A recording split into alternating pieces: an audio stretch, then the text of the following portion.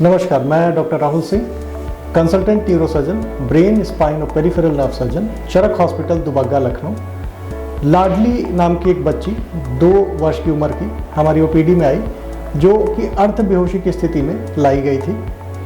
उस बच्ची का भर्ती करके हमने एमआरआई और सीटी स्कैन कराया।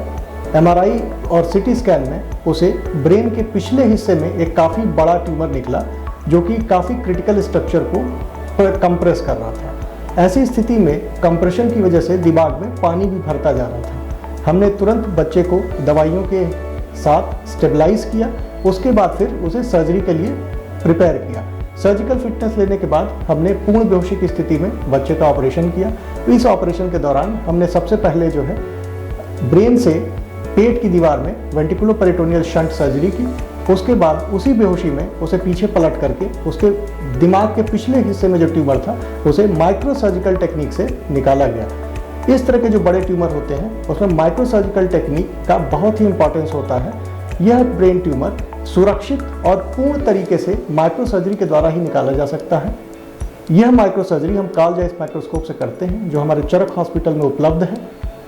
इस सर्जरी के बाद अभी बायोप्सी रिपोर्ट अवेटेड है। बच्चा पूर्णतः होश में है और किसी प्रकार की कोई भी न्यूरोलॉजिकल डेफिसिट बच्चे को नहीं है, और शंट भी जो हमने डाला है वो शंट भी काम कर रहा है।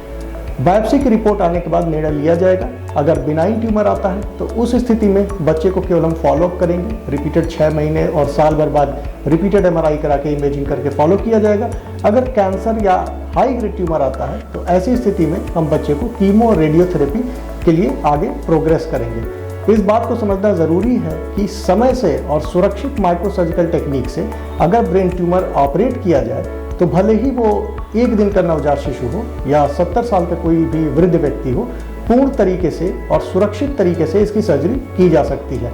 बच्चों में जो ब्रेन ट्यूमर की सर्जरी है उसके लिए कुछ चीज़ें बहुत ही इंपॉर्टेंट हैं। सबसे पहला तो फुल्ली फंक्शनल एक बच्चों का आईसीयू चाहिए, जिसको हम निकू बोलते हैं, और साथ में एक पीडियाट्रिशियन भी होना बहुत ज़रूरी है, क्योंकि ऐसे पेशेंट जो कि पोस्ट ऑपरेटिव पीरियड में पीडियाट्रिशियन केयर की खास रिक्वायरमेंट होती है। ये सारी सुविधाएं हमारे चरक हॉस्पिटल में अवेलेबल हैं, तो किसी भी प्रकार की अगर ब्रेन ट्यूमर की समस्या हो तो आप हमारी सेवाएं ले सकते हैं। धन्यवाद। मैं मनोज कुमार धानु और उत्तर प्रदेश के हरदोई जनपद से आया हूँ।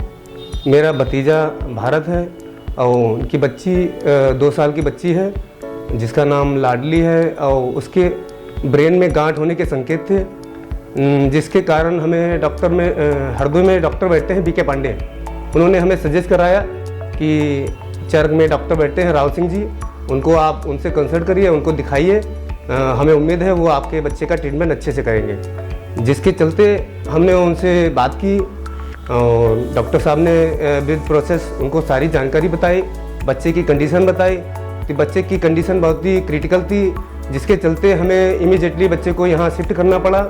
और डॉक्टर साहब ने जो प्रोसेस बताया हमने उसको फॉलो किया, और उस नियम के अंतर्गत, उस केस के अंतर्गत जो भी हमें प्रक्रियाएं बताई गई, जो भी कॉस्ट बताया गया, उनने पालन किया। और बच्चे का डॉक्टर राहुल साहब ने इतनी गंभीर समस्या का जो ऑपरेट जो किया है उसके लिए हम उनका बहुत बहुत धन्यवाद करते हैं। और बच्चे का जीवन उन्होंने जो वापस किया है उसके लिए भी हम, मेरा परिवार, उनका सदैव धन्यवाद करेंगे। और जो चरक हॉस्पिटल की सुविधाएँ थी, जो उन्होंने यहाँ की सुविधाएं थी, वो भी हमें बहुत अच्छी और सुविधाजनक रही। इसके लिए राहुल सर का बहुत बहुत धन्यवाद।